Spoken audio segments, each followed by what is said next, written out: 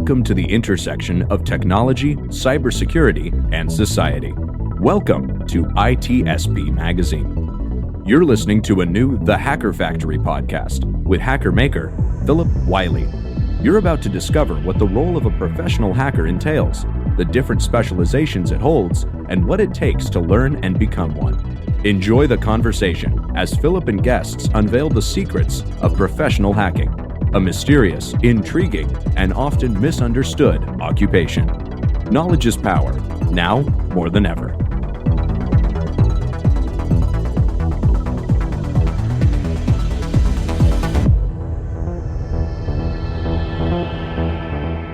Hello and welcome to episode 1 of the Hacker Factory. I'm your host, Phillip Wylie. I have a passion for teaching and mentoring aspiring pen testers, and this show is an extension of those efforts. I love giving talks at conferences on becoming a pen tester. I am the co-author of the book, The Pen Tester Blueprint, which teaches people how to become ethical hackers and get a job as a pen tester. And today I'm very happy to welcome my very first guest, Filipi Pires. We've met through several virtual conferences. We're connected through the cybersecurity community. I probably originally met through like the DEF CON Red Team Village and several virtual conferences. So I'm really excited to have Filipi on the show for people to hear his story. He's got a very interesting story. He's very passionate about education and offensive security. And it's awesome to have you on the show. Thank you for joining us, Filipi. Yes, thank you, Phil. Thank you, Phil, for having me here, and it's a pleasure to be here to talk with you and to the audience. And yes, I'm talking from Brazil now. My name is Filipi Pires. I was born in Porto Alegre, south of Brazil, but I'm living in São Paulo now. In São Paulo, it's a big city here in Brazil. And the last year, and actually in 2019, in maybe 2020, I lived in Poland during 1 year, and you know, I made some trips for some countries, and yes, it's an honor to be here. And this is me. I have a big family. I have 4 children and twins, by the way. And and I'm so happy to be here and to talk about security, to talk about hacking, to talk about the offensive and defensive stuffs, and you know, it's a pleasure and honor one more time. Well, it's great to have you here. So could you share with our listeners how you got started? It's very interesting because, you know, I was thinking today about this possible question. And, you know, when I was young and I started my work life actually, as a salesperson, you know, I sell many different products. Like it's curious because, and when I start to sell the products, I started a kind of package of eggs. You know, it's correctly. It's, you know, package of eggs. Yes, in the neighborhoods, I sell this kind of product. I using, you know, I like you know, a guess horse, you know, I have this kind. It's very curious because it's my neighborhood in many years ago. But in the, I think it's in 2007, I think, I started to sell another different products with more technology products, but not actually in technology companies, right? And but in 2009, yes, I started working in Dell Computer as a salesperson, right? I'm not a technical person in the background. It's very interesting because, you know, now I am you know, a security research, and I'd like to teach in universities and in different spaces and places. And but my background is different. I was a salesperson, you know, but in 2009. And when I started to work in Dell Computer, I started to understand more about technology, about CPUs, about the memories, about the disk, you know, hard disks. This is my beginning, my career. When I started to learn the technology. 2 years after, I started to study more about the technical stuffs, And my desire in Dell Computers is to develop myself in data center specialist. But I was a salesperson. I needed to learn more about the technical stuffs. So because of this, I started to study myself on myself. I made searches in the internet, and to try study and understand more about the technical stuffs. And in 2015, I started to work in Trend Micro, and at this moment, I received a good opportunity to know about the security, and this started my new passion. And cybersecurity, it's my passion. I never go out of this passion, because cybersecurity and it's always change. During our conversation, probably some guys are building some malwares, or developing some malwares or different attacks, or create a new 0 days, and it's very interesting. Because of this, I changed for my career to the security.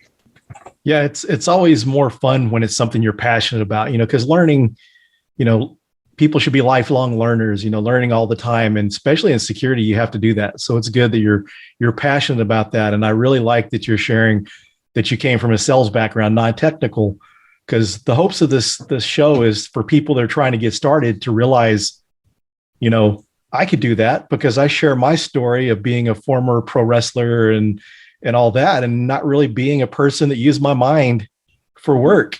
And sometimes, people see that when they don't think they're smart enough to do it. And then when they hear stories about people that came from no background in it, someone that didn't go to school, get a computer science degree, or all these other things to get started. You start out as salesperson, and you saw opportunities. Yeah. You saw the opportunity there and you pursued it. And that's one of the things that people got to realize when you take advantage of opportunities, because if you don't ask for it and don't try, you may not get that opportunity.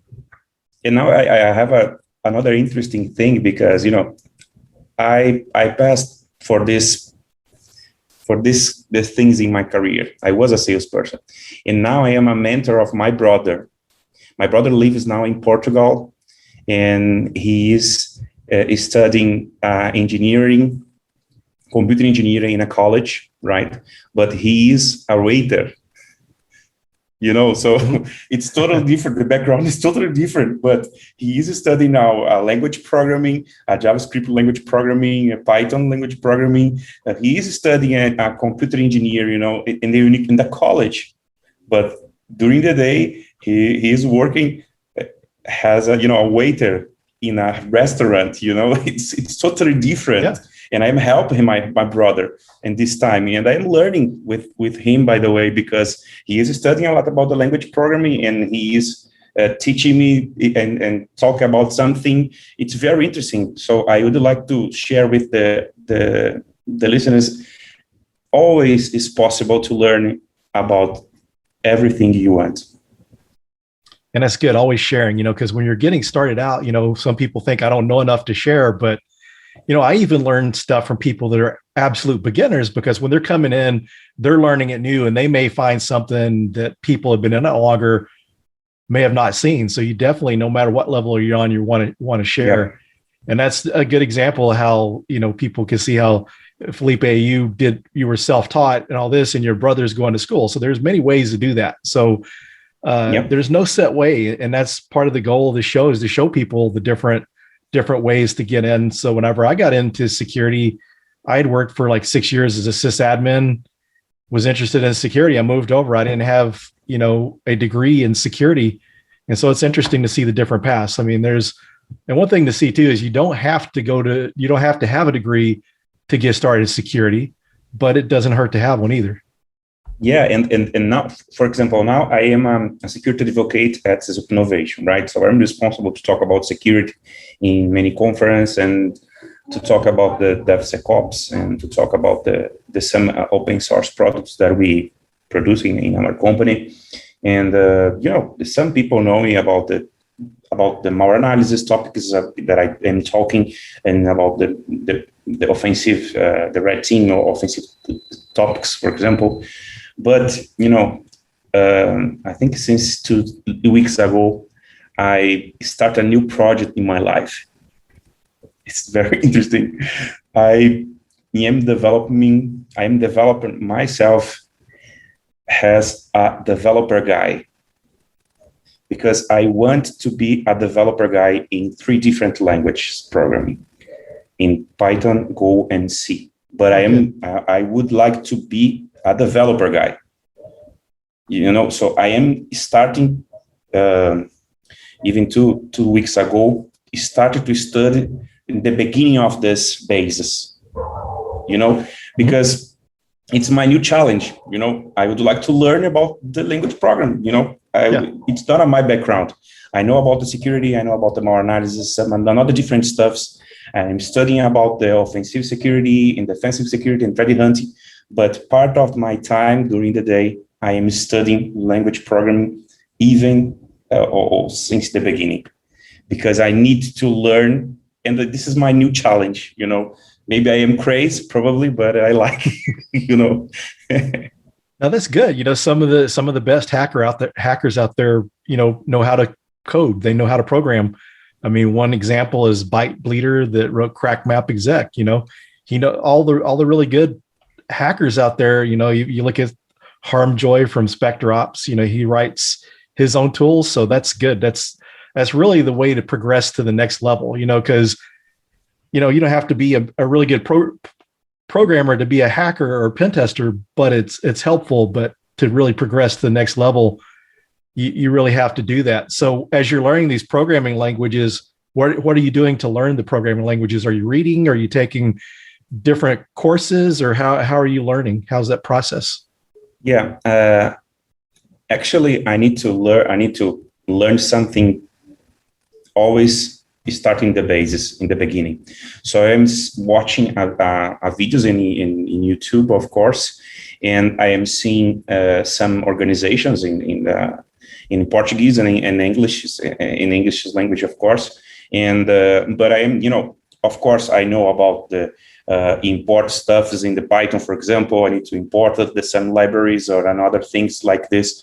But I am studying, starting the beginning, understand about the logic, understand about all those stuff. So I'm watching videos and reading papers and reading the books, because we have many materials in the internet. So of course we have a good materials and bad materials. Yeah. So you need to talk about some guys, some friends, and the friends recommended me a good material, and I'm learning. It's very interesting because we always learn something. Even we need to see another, the same subject that you already understand. You always learn something or a new things. For me, it's very interesting. I like this. Oh, that's great. So have you got to do any coding yet, or is it still just reading and watching videos? Yes, in both of them. I am watching videos and made a code in my virtual machine. And but it's just a basic for now, so calculating some agings and grades in the school, and even the beginning, since the beginning, I started from the beginning to understand about the some calls that the Python use. By the way, I'm studying Python language now, and this is the priority now. And I'm seeing the video, and I copy create my own code, and I will publish in my GitHub all those tests, and because I think it's a good path to learn. Oh, great. That's good. Yeah, that's one of the things I've done over the years, but one of the things is kind of held me back from progressing is not doing a project, not, going through and trying to come up with a script or something like that. It's just been modifying. So that's a really great skill to have. And so anyone listening, when you're starting out, as Filipi mentioned, he's doing Python. Python's a good one because there's a lot of good libraries out there for writing different security tools and offensive security tools with Python. There's a lot of tools written in, and I like that you're you're also going to learn Go, because that's a very popular one too. And I like that it's a portable executable that you can compile it on one operating system and execute it on others. So that's really, really good. So you're also a Hacking is Not a Crime advocate. Could you tell me about the organization and what you do as an advocate?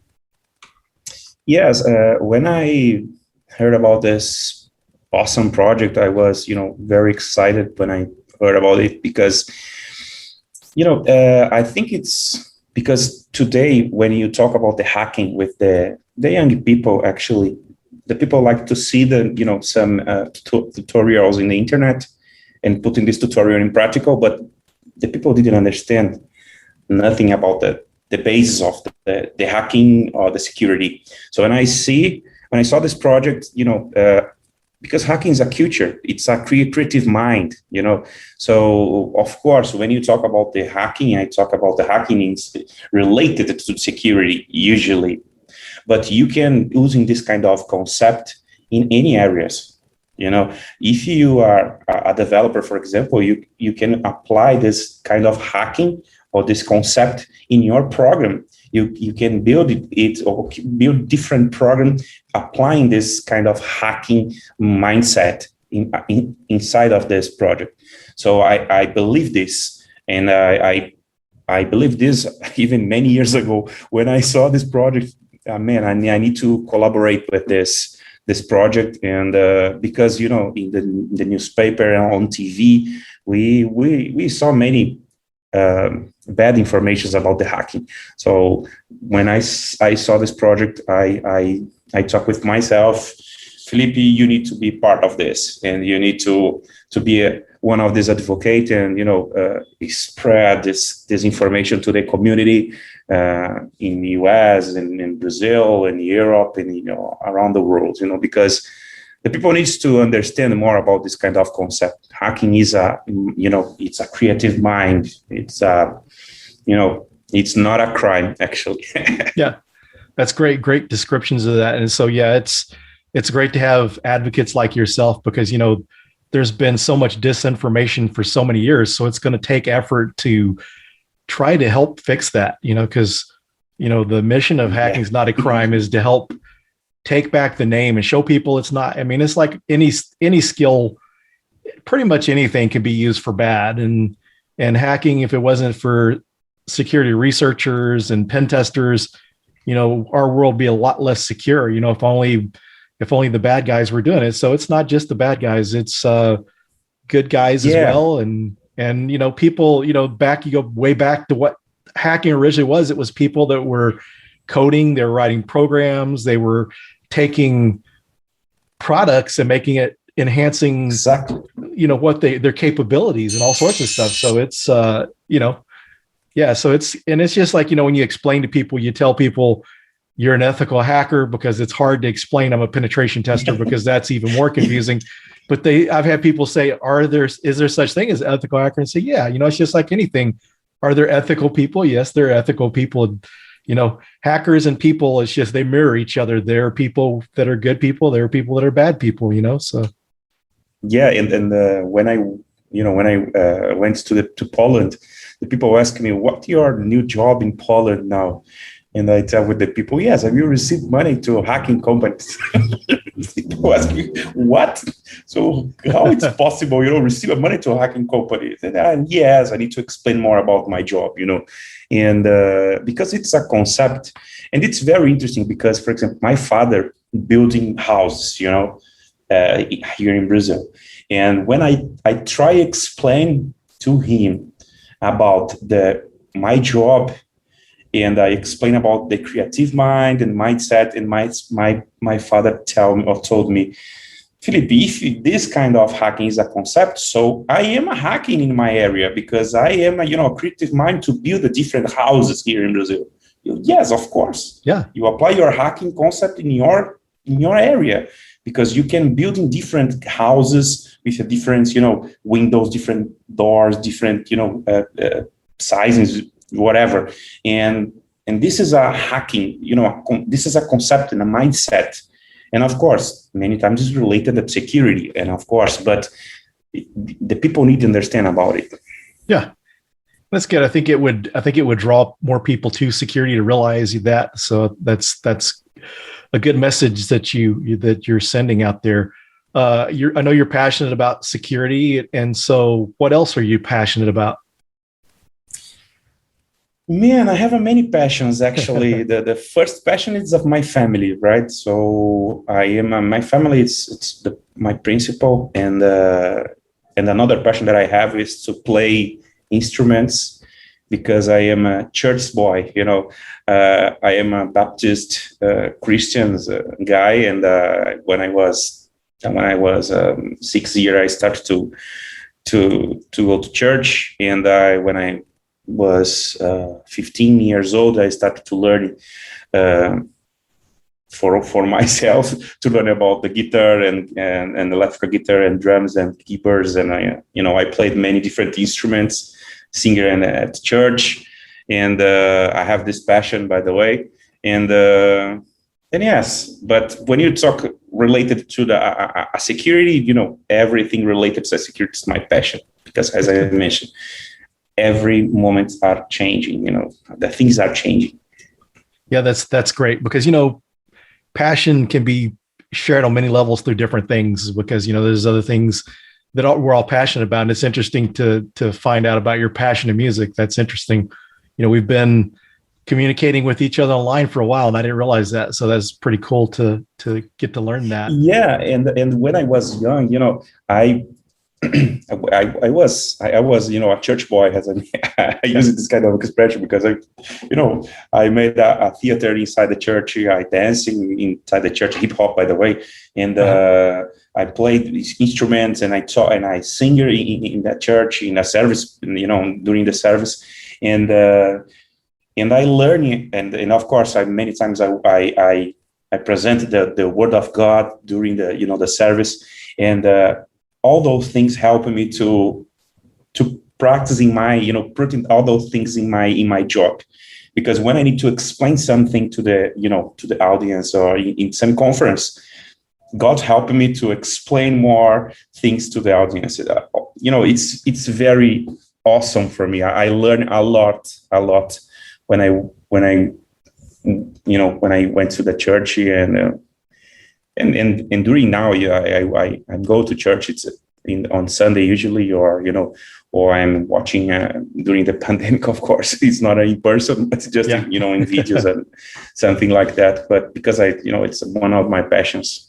Jesus is my passion, by the way. That's good. Actually, we have something in common. I was in the choir of a Baptist church when I was in high school. Yeah. So I grew up in the Baptist church. So I was in the choir. Wasn't all that good at singing and stuff, because I really didn't do it past that, but we got that in common. So it's interesting. So as far as, I know I see you active in the community, and so I would assume you're doing some mentoring. So how important is mentoring to you? I know you'd mentioned you were helping your brothers. So do you mentor other people as well?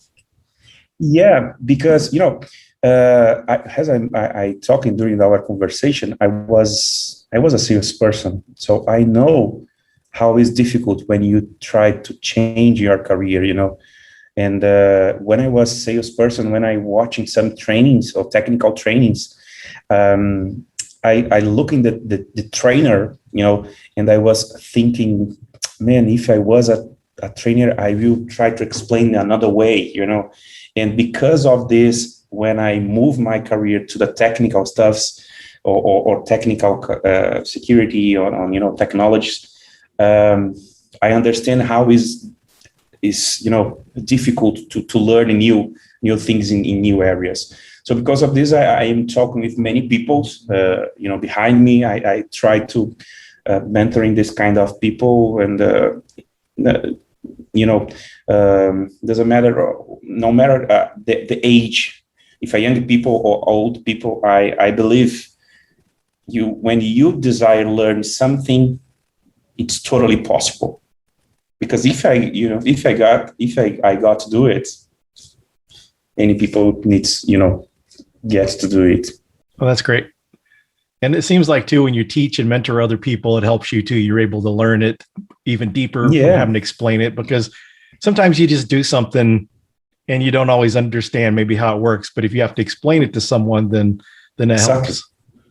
Yeah, you need to, I like to use this expression. When you need to talk something with some people, you need to translate, I use this expression, translate some subject. This is the big point here, because probably when I explain something to you, you can understand very well. But if I explain to another guy, for example, I need to use another way, different examples, or technical example or non-technical examples. And of course, when you're mentoring something, when you teach something, of course, we always learn. Well, that's great. So just, because, part of the goal is this show is to help people get started in hacking or pen testing, security research, bug bounty, and all that. That's kind of, we're kind of covering all the spectrums of the field. How would you recommend someone get started? Someone that's wanting to become a pen tester, work in offensive security, be a red teamer. How would you how would you explain the best way to start? What would be your recommendation? Yeah, first of all, need to study about the base, right? So if the people would like to study about the red team or the pen testing, for example, offensive security, the people need to understand about all those bases. So I need to understand about the system operations, the networks, then the software engineering, many things like this. And need to understand, of course, need to study about watching videos and putting practicals, and doing exercise and practical exercise. And on the other hand, it's a good way to start to make a CTFs, a capture the flag, because it's more related with a pen testing or a bug bounty program. Usually when you find some, flags in a CTF, usually it's very common you put in some techniques in practical and using different, for example, or cross-site script, cross-site request forgery, or, another different techniques you can apply. And my recommendation, of course, one of my recommendations to start using a CTF. We have many CTFs program and for free, and another you can pay, it's cheaper, and it's very interesting, big, very interesting way to follow. Great advice. Yeah, CTFs are a good way to learn. The hands-on piece sometimes people miss out on, and you have to do it in practice to be able to learn how to use it in the real world. Yes, of course. And another thing is because it's very interesting, Phil, because, for example, I think it's everyone have, the learning path to learn, for example, probably, I don't know how is your way to learn something, for example. Maybe Phil likes to watching videos and read books. Maybe Phil likes, to play the CTFs. So the people needs to find what's the best way to learn, because, it's different for each one, That's good advice. So, for our listeners, if you're trying one path, if you're reading and it's not working, maybe if you watch videos or listen to audiobooks, and then try to practice, just try to play around with the tools as you're learning it. So that's great advice, because we all don't learn the same way. And I think that's what makes school so difficult. Some kids going through school when they're young, they're having a hard time, but sometimes it's just the way that they're being taught doesn't really work for their needs. Yeah, exactly. And my brother, it's the same example I like to use. When I started my college, I was I made process manager at college, and my brother started together with me. But this college, it was online distance, right? And I did my college and I passed, but my brother didn't. Because he didn't like with learning, online videos. My brother likes to go to in person at college and to see the teachers, the professors, and talking with the colleagues in person. It's a kind of a learning way. It's every people needs to find what is the best way to learn. Yeah, definitely. And the better use you can make of that time when you're learning. So trying to figure that out should be a priority. So we're coming down pretty close to the end of the show. Is there anything you'd like to discuss or share that we didn't talk about? One more time. So thank you for this time. Yeah, and I think it's very interesting to talk about the security. I like to talk about security. And one more time, hacking, it's a mindset. It's it's a culture that you can apply in your life, in your work. And thank you again for for having me here. It's a big honor for me to stay here, talk with you and to the listeners.